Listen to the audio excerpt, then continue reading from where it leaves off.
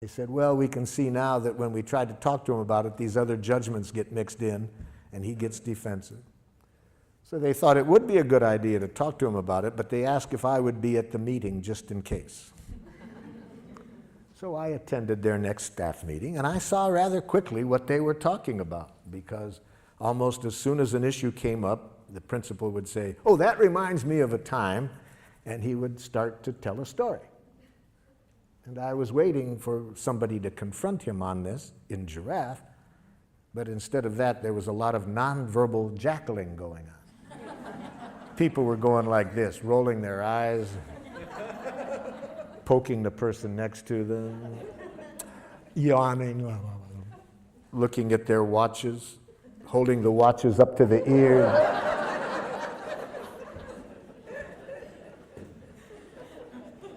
And I watched this scenario going on for a while, and I said, excuse me, but isn't somebody going to say something? Now there's a silence, and the man who spoke up in our first meeting, I could just see him getting his courage up, and he looks at the principal and says, Ed, you have a big mouth. So let's see if whether what you wrote down answered the question I asked. Is it an observable behavior, or did you mix in any evaluation? And my two friends here will help us to make this evaluation.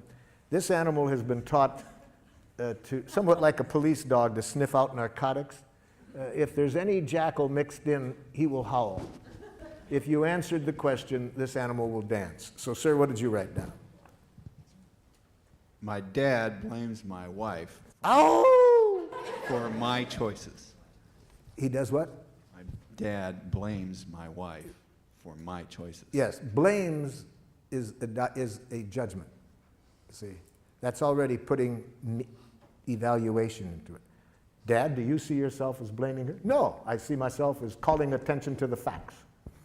So see, Dad doesn't see that as blaming. No, I'm educating. Thank you, Dad. Yes, okay. So how do we say it? See, we need a direct quote.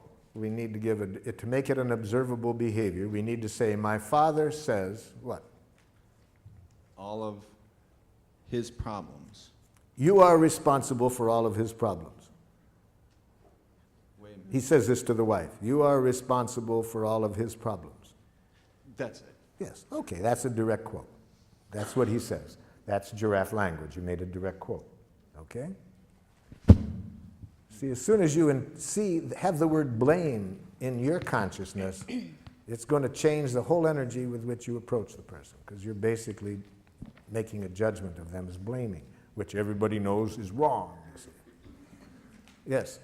I have the mic. Oh, excuse me. Lately, my son is not doing his history homework. Mm-hmm. Okay. My dad makes harsh judgments and insulting remarks. Oh my God, you've killed my poor jackal.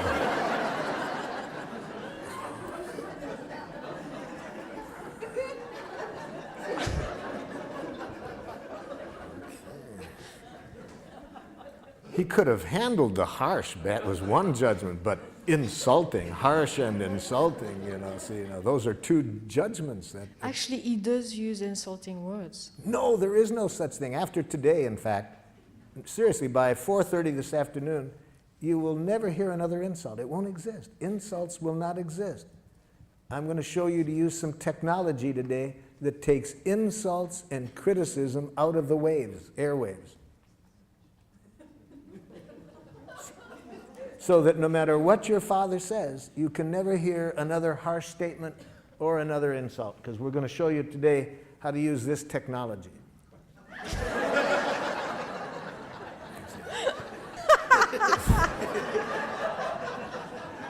And with this technology, it will be impossible for you to hear criticism, harsh remarks, insults. With these ears, all you can hear is the only thing human beings are ever saying. Please and thank you. See, that's all.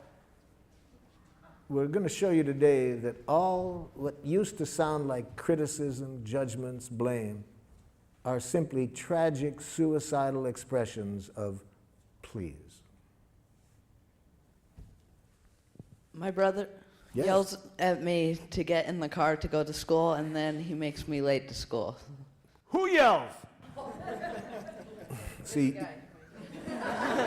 but you see, yells is a kind of a little bit of an evaluation. He speaks in a tone of voice. Yeah. You see. Okay, it's the tone of voice. I was asked at Lincoln High School. Is there Lincoln High School in San Francisco? Yeah. Many years ago, I was asked to work with the faculty there. They were having a lot of tension amongst the faculty, racially, ethnically. There was a lot of tensions, and the superintendent asked me to work there, and I started the day asking, tell me something that somebody else on the faculty does that you don't like. Man turns to the woman next to him and says, I don't like it when you yell in our faculty meetings. She says, who yells?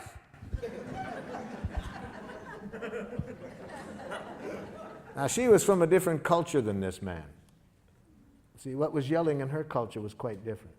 And about 10 minutes later, when she started to yell at him by her own definition, I saw a difference, you know. So raises the voice when he's asking you to get ready for school. Yes. Or just kind of gets angry at me to get in the Now, car. gets angry, that's maybe accurate, but it's a diagnosis. We don't know whether he's angry. He might be scared that, you know, you're going to miss school. It might sound to you like angry. Maybe it is, maybe it isn't. But raises the voice, has smoke coming out of his ears. That you can see, you see. That's observable. Yes. Fifth grader Jesse refuses to do his seat work. Ow! Refuses is a diagnosis. Maybe an accurate diagnosis, but it doesn't tell me what he does. It He just says, no, I don't want to do it. says, no, I don't want to do it. That's the behavior.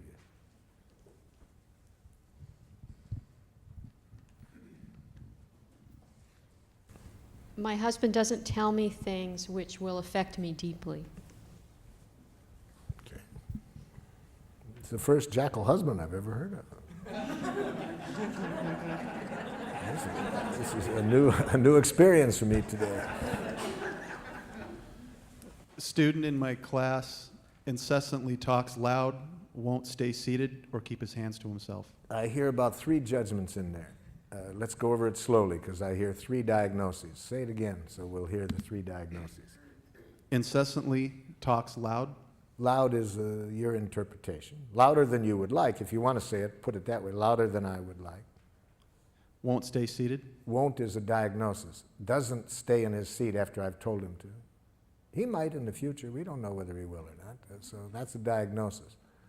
Doesn't at the moment. Doesn't when I ask him to stay in his seat. and does not keep his hands to himself. And does not keep his hands to himself. Okay, since coming to the introductory presentation on Tuesday night, I've been very aware of hearing evaluations Yes.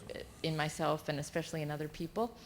And so I started to wonder, you know, are all of those violent communications, or would there be a way that some of those are, according to this model, nonviolent? I would say that any evaluation of others that implies wrongness is a tragic expression of an unmet need. Tragic in the sense, for 2 reasons. First, it decreases the likelihood that we will get what we want. Even if we don't say it out loud, even if we think it, if we are even thinking that what somebody else does is wrong, it decreases the likelihood that we will get what we want. And second, it increases the likelihood of violence. So what could be more tragic than that, than expressing ourselves in a way that gets in the way of our getting